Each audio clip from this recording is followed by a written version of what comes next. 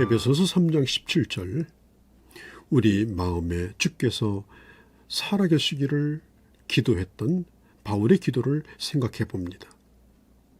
17절에 믿음으로 말미암아 그리스도께서 너의 마음에 계시게 하옵시고, 지금 사도 바울은 무릎을 꿇고 간절히 기도합니다. 예수 믿는 사람들에게 그 마음에 그리스도가 계시게 해달라는 기도입니다. 자, 예수 그리스도가 이미 우리 안에 계십니다. 예수 믿는 사람은 예수님의 통치 아래 살아가고 있습니다. 그러나 실제로 예수 그리스도를 믿으면서도 세상의 온갖 욕심과 잡동사니로 가득 차 있고 예수 그리스도가 계셔야 될 자리조차 없는 그런 세상적인 신자들이 많이 있습니다. 예배를 드릴 때에는 주님이 계신 것 같은데 교회 밖에 나가서 주님이 보이지 않습니다. 그리스도로 하여금 잠깐 다른 곳에 계시도록 하고 자기 방법대로 직장생활, 장사하고 그리고 자기 일을 합니다. 장사하는 사람, 사람을 사귀는 현장, 일하는 현장, 공부하는 이 현장에는 도무지 주님이 보이지 않습니다. 오직 세상의 것을 놓치지 않기 위하여 하나님을 의도적으로 놓고 살아갑니다. 목회하는 저의 내면에도 때로는 주님이 아닌 야망과 욕심이 자리 잡을 때가 있습니다. 하나님의 능력을 의지하기보다는 내 실력을 의지하고 사람을 의지할 때도 있습니다.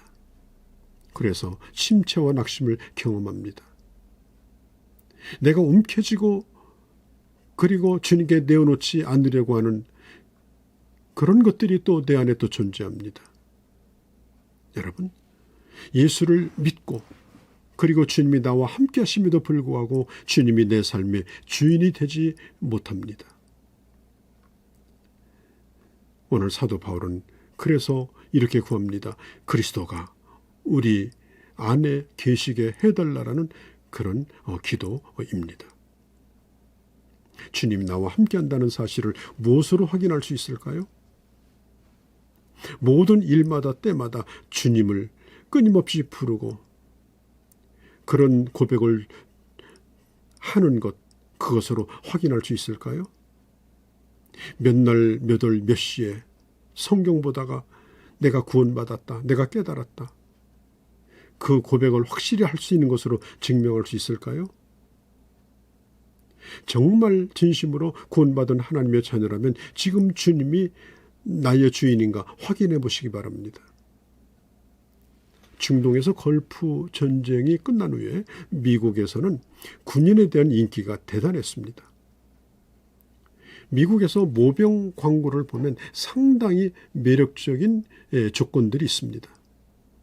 만일 군대 지원한다면 4년 동안 대학 등록금 장학금으로 준다든지 많은 돈을 내어야 배울 수 있는 고도의 전자장비 교육도 시켜준다든지 또 여러 가지 세금 혜택, 또 넉넉한 수입을 제시합니다.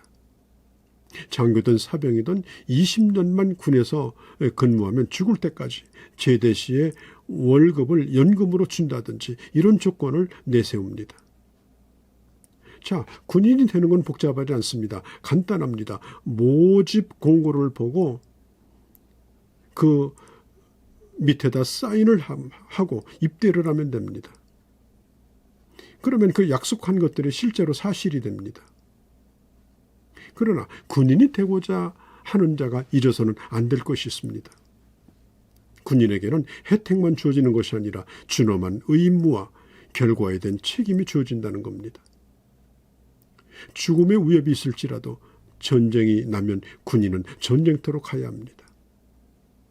전쟁이 났다고 해서 민간인이 거기로 가지 않습니다. 군인이 갑니다. 만약 어떤 군인이 내게 장학금을 주십시오, 내게 세금 혜택을 주십시오, 내게 전자장비 교육을 시켜주십시오, 내게 연금 주십시오, 그러나 나는 전쟁터로 가지 않겠소라고 한다면 그 사람은 군인이 될 수 없습니다. 여러분, 예수 믿는 것도 마찬가지입니다. 우리는 분명히 주님께서 나를 주님의 사람으로 부르셨고 주님의 군대로 부르셨습니다. 예수 그리스도를 믿으면 누구든지 다 구원의 약속을 받습니다. 하나님의 자녀가 됩니다. 그러나 그것으로 결코 끝나지 않는다는 사실입니다. 이 세상의 전쟁터에 부름을 받은 주님의 군대로 살아가야 합니다. 자, 오늘날 교회가 좀 더 사람들을 많이 모으기 위해서 온전한 복음을 전하기보다는 값싼 복음, 번영 복음, 소위 말하는 세상의 축복과 장밋빛 환상을 제시하는 그런 전도가 아닌 사람을 모집하는 방법으로 교회를 키웁니다. 이것은 복음이 아닙니다. 복음을 가장해서 값싸게 사람들을 복음을 값싸게 할인해 가지고 모으는 겁니다. 주님을 따라가는 자가 치러야 될 대가에 대해서 입을 다물어서는 안 됩니다. 자기를 부인하고 자기 십자가를 질 것과 그리고 내 것을 흩어서 나누는 삶을 살 것과 때로는 주님을 위해서 목숨도 내어놓아야 하는 모든 삶의 영역에서 주님의 주권을 인정하고 순종해야 될 것을 말해야 합니다. 이런 것들을 아예 말하지 않거나 소극적으로 축소시키면 안 됩니다. 그런 반쪽짜리 복음을 들고 반쪽짜리 신앙생활을 하면 이건 철저하게 무능한 자가 됩니다. 우리는 이제 온전한 복음으로 돌아가야 합니다.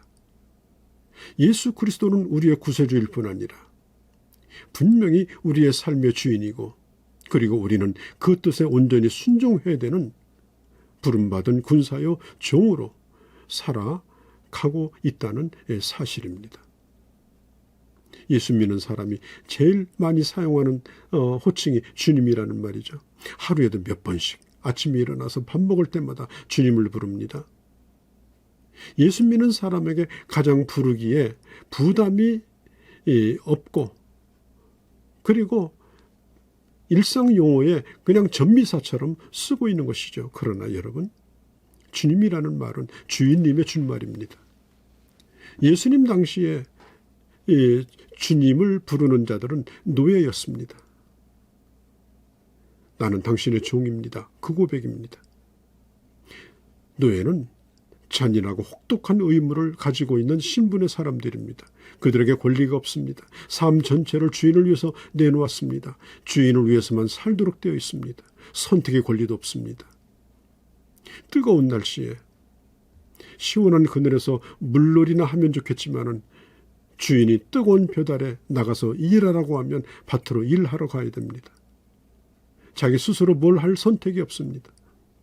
추운 겨울밤에 방 안에서 따뜻하게 새끼줄이나 꼬고 있으라 그러면 좋겠는데 저 얼음이 언대가에 가서 일하라 그러면 일해야 됩니다. 그것이 바로 종의 자세입니다.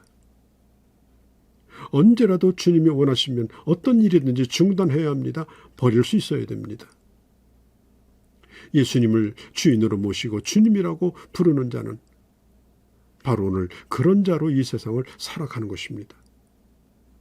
오늘 상당수 이 그리스도인들이 말로는 지식으로는 내가 주님을 섬기며 주를 위해 산다고 하지만 주님이 자기를 위해서 살아주고 또 자기가 원하는 대로 움직여주기를 요구합니다.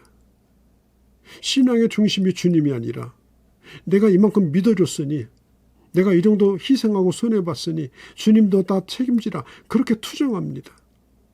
지금 뭘 하고 계십니까?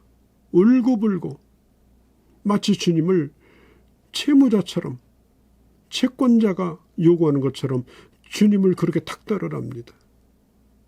도대체 누가 주인이 됐습니까? 오늘 예수 그리스도를 믿는 이 하나님의 자녀들에게 주님은 이렇게 말씀합니다. 내가 바로 너의 주인이다. 여러분, 신앙생활에는 얄팍한 공식이 없습니다. 우리가 진정으로 속사람의 강한 하나님의 자녀로 살기를 원한다면 삶을 주님 앞에 온전히 드리고 주님의 다스림을 철저히 받는 순종의 삶을 살아가야 합니다. 그리고 모든 영역에서 주님의 권리를 인정하셔야 됩니다. 이미 내 안에 계신 예수 그리스도를 주님 되게 하고 주님과 동행하고 그리고 더욱더 속사람이 강건하여 하나님의 뜻에 기쁨으로 순종하며 살아가는 귀한 주의 자녀들이 되어주시기를 바랍니다. 안녕히 계십시오.